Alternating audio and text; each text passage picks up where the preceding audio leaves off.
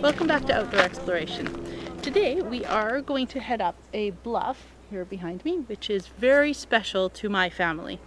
I'll get into why later, but this is Jean Jamieson's bluff at the moment. Jean and Stu's formerly.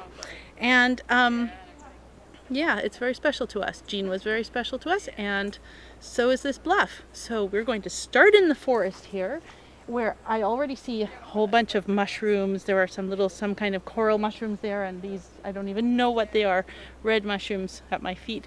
And as we go up, it's going to be brighter and brighter as we head up the rocks, and drier and drier. And I just want to say before we go, the reason I do this walk, and most bluff walks when I do, which is in the rainy autumn and just before the winter begins, and then in the spring after the driest, most frozen part of the winter is over, is because the moss on the bluffs is quite fragile when it's dry, especially. So it can crumble off the bluff, and with it come all the other little plants, and it is actually the protection for the roots, as we'll see up there.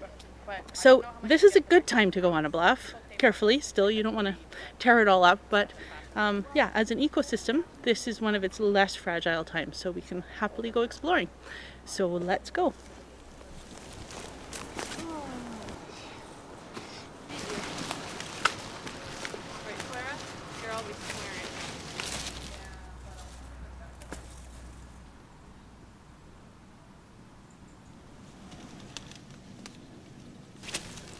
Look what I'm finding. It's arbutus berries. I seem to have a red one and a yellow one, and I just love arbutus berries because they're, I don't know how to call it, I guess bumpy. They have this texture of bumpiness all over them, and yeah, they're from presumably one of these arbutus right here, but so cool. I just love them. Hey Annie, have you found your camel yet? I think it fell. It fell? Well, I can't see it up there. Oh, let's look. I think that's it. What? It's just that the trees have grown more. No. Yeah, I'm pretty sure that's it. Oh no, oh, it's on the other side of this. Oh, Okay, let's go through the crevasse of rocks. Come on. And we're looking for her camel. Annie has a special rock. I'll grab that. Go carefully. Good girl. It's a special rock she named her camel, and I guess she was probably 3 at the time. Anyway, we always go past it and check out how it's doing. I'm gonna go around and call her over there. Okay. Hey Clara, you wanna go on my camel? Here, I'll come ride it with you. We're on the camel! Good job, Clara. Now you know how to ride camels.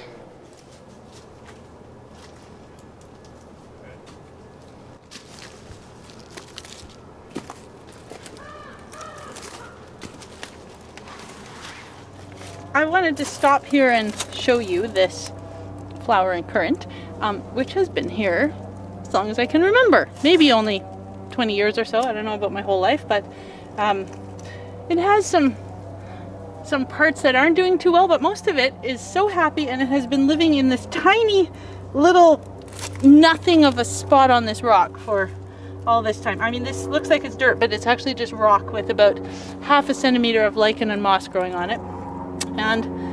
And this currant, which in the winter it's hard to see that it's a currant, except that this still has some green leaves, so you can see they're currant shaped, but it has all its buds coming for the spring, which will make those gorgeous rich red pink currant flowers.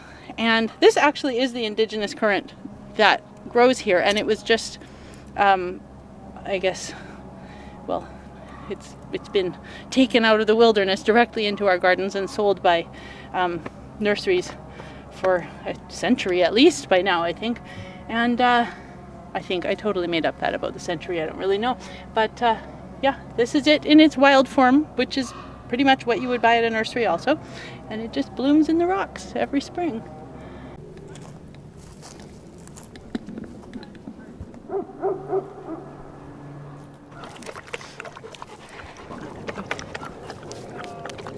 I decided to stop at this point to introduce my brother Adrian.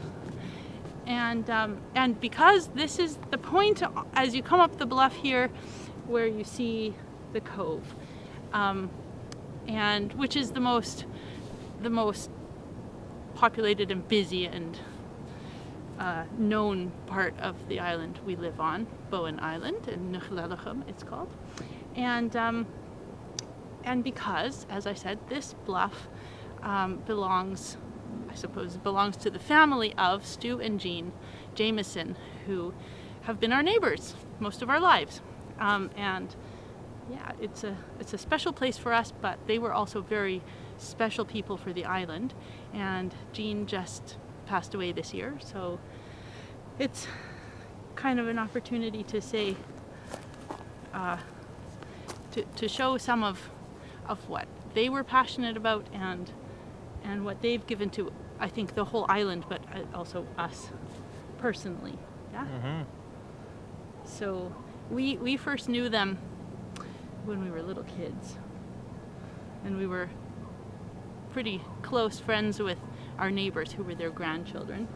Yeah, I guess Jamie and I would come up here a lot, explore, and climb trees and swing over bluffs, and it was a pretty exciting childhood. Yeah. To have this as our playground. Yeah. Yeah. I came up here mostly by myself, and in the surrounding forests, but over the years, I was actually strangely closer to Stu when I was younger, although I think you were closer to Jean because you went with Jamie to visit Granny all the time. But I would see Stu while he was out. This is Kalea, by the way, my mother's dog. Stu was often out in the yard, and I would talk with him when I was a kid. But as I got older and began leading hikes, I would talk to Jean about it. Hi, Clara. Hello. We're going to have all the dogs in here today. And all dogs love Adrian. All beings love Adrian. As I got older and I was leading sort of wilderness exploration tours and walks for families, I brought people up here because it's such an amazing place where you start in the woods and you come straight up this bluff, and honestly within like 15-20 minutes of hiking you can see the island we live on.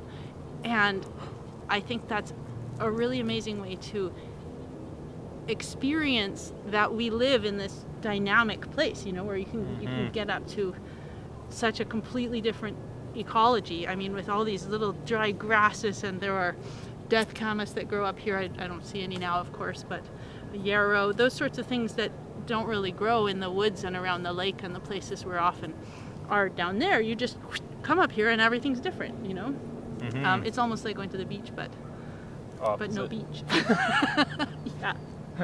And so I would call Jean to ask her, well, the first couple times it was asking her if I could take people up on her bluff here, and she was so enthusiastic every time, because she and Stu really spent their lives trying to convince people to love the land. Wasn't Stu arrested in the Clayoquot Sound protests? I don't recall. He was there. I remember sense. seeing his face on the news. I don't know if he was arrested. But yeah. So yeah, it became that I would call her really just to chat and tell her I was bringing some more people up here. And I thought, you know, now that they're both gone, I don't know if I'll be able to bring people up here anymore. So let's come up here ourselves and share it with you guys. How do you think the experience of exploring this bluff, but in general the wilderness around our home, made you who you are, or helped you make choices you might have made?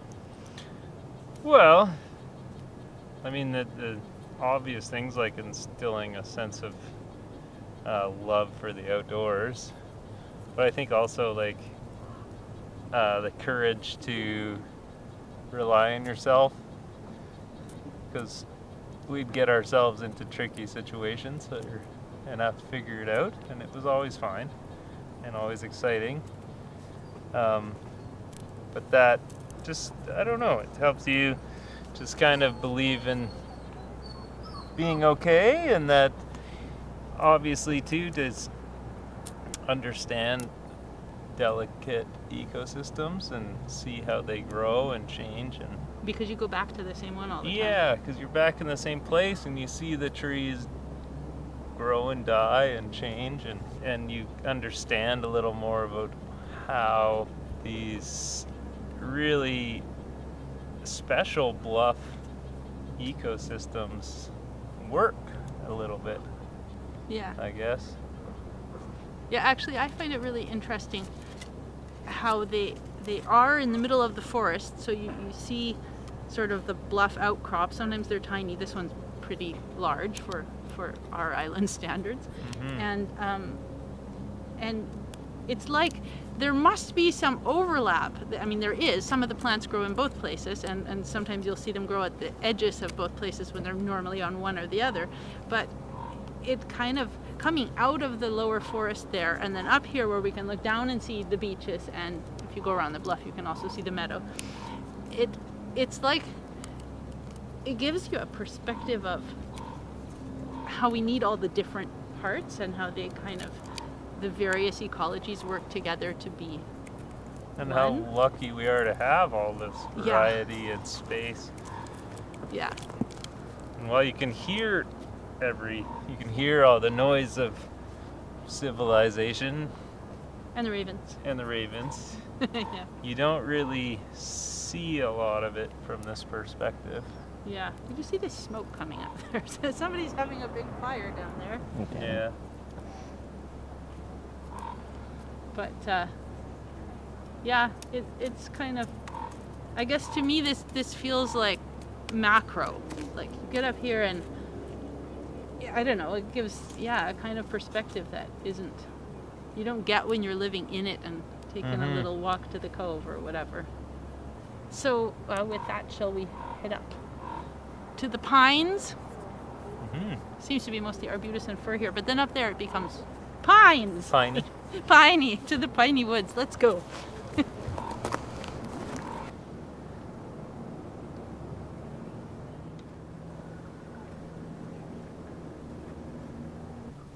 The last maybe 10 or 15 years, I've been noticing the pines up here not doing too well. This one behind me is doing especially badly, this fallen pine. But I just saw something lovely behind here.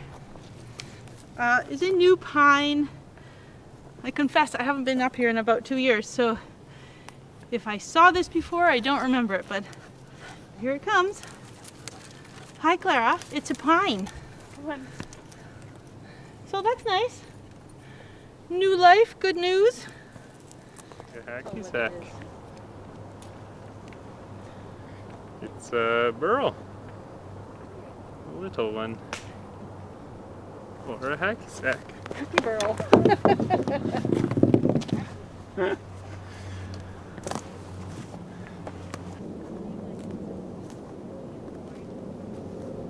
It's interesting how the moss is all dug up here Yeah.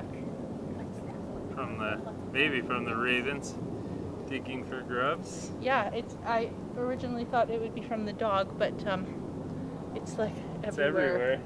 Yeah. And look at this, like silvery hairs on it. Oh yeah. I don't know why that is. I guess just the I- type. I wonder Moss? actually if it's maybe A different type of moss? or a different type, or perhaps The it's flowers? the fertile head, or The flowering whatever. head? Yeah, frond. I don't know what you call it on a moss.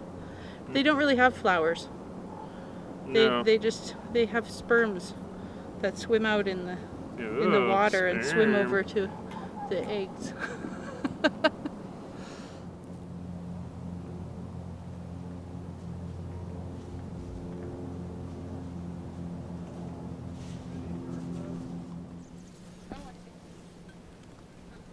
Pretty clever.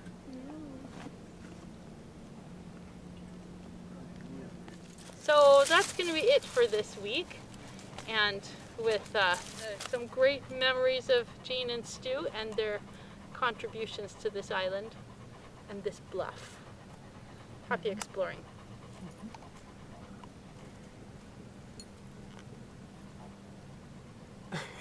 Are you going to stop?